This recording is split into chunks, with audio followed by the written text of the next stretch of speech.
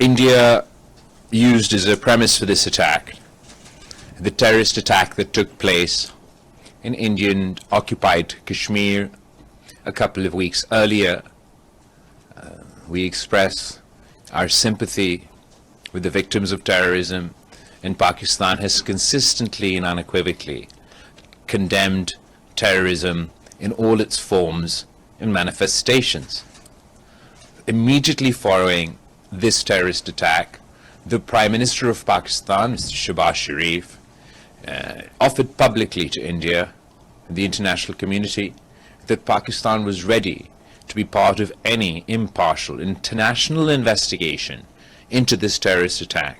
We did so because we were confident, our hands are clean, and we had nothing to do with this terrorist attack.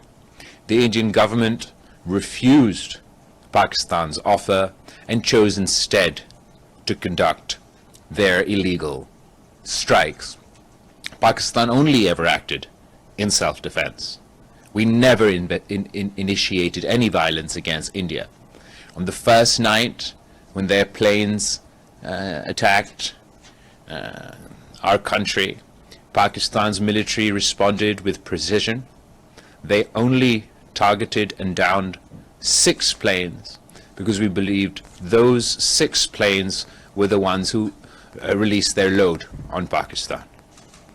Following that, the Indian government, in the next 2 days, launched missile strikes into Pakistani territory, and as a response to that, Pakistan responded in kind.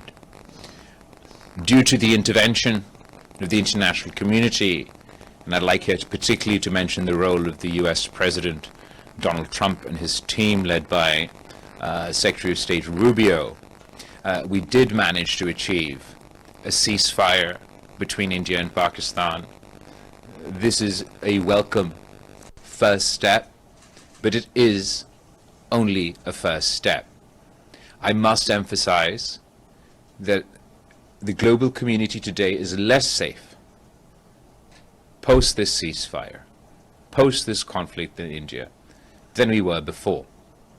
And that's simply because the threshold for a full-blown military conflict between 2 nuclear-armed states has come down, has not gone up. We've seen during the course of this conflict how quickly the escalation ladder between our two countries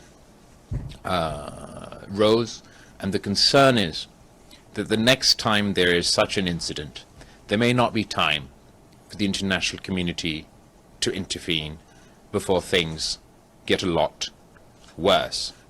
That is why it is absolutely important for Pakistan, but for the international community by and large, to continue to pursue dialogue and diplomacy as the only viable path to peace. Pakistan's position today is that we would like to have a comprehensive dialogue with India that of course discusses the issue of terrorism. Pakistan is a victim of terrorism. The single largest number of terrorist attacks that takes place in any one country is Pakistan. The single largest number of victims of terrorism is Pakistan. I myself have suffered at the hands of terrorists. My mother, Shaheed Mohtarma Benazir Bhutto, who was assassinated by terrorists. The military leadership in Pakistan, the political leadership in Pakistan, Pakistan as a country, is not the caricature that India would like to paint of us. The political leadership have fought against these beasts, these terrorists on the front line, and we've paid a heavy cost in that battle. Our military leadership has fought these beasts on the battlefield. They've earned their honors and their titles and their promotions as a result of the taking them on in South Waziristan, taking them on in North Waziristan.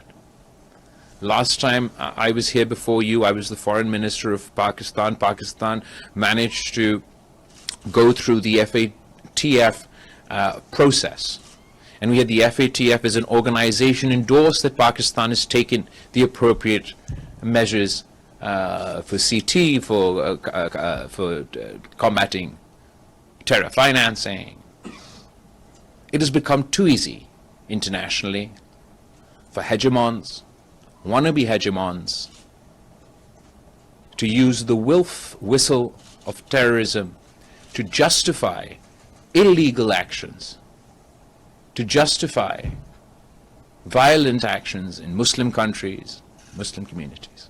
You cannot take on terrorism, you cannot combat terrorism if you're going to use it as a political tool to demonize the Muslims within your own country, a political tool to demonize the Muslims in Indian-occupied Kashmir, and as a political tool to demonize your neighbor. Pakistan would still like to cooperate with India to combat terrorism. We can't leave the fate of 1.5, 1.7 billion people in the hands of non-state actors and terrorists, for them to decide at a whim that two nuclear armed powers will go to war. And this is the new normal, or the new abnormal, that the Indian government is trying to impose on the region. That if there's a terrorist attack anywhere in India, anywhere in Indian-occupied Kashmir, it means war with Pakistan. And reciprocity would mean that any terrorist attack in Pakistan, particularly given our long list of complaints about Indian involvement in Balochistan and Pakhtunkhwa, with the BLA, with the war with India, that is untenable. You can't have no dispute resolution mechanisms between two nuclear armed countries. In addition to a dialogue on terrorism, where hopefully we're able to agree to some sort of mechanism, where if India has any complaints or Pakistan has any complaints, we should be able to bring those complaints to a mutually agreed forum, where we work together to identify the terrorists, to track the terrorists, and deliver justice to the victims of terrorism.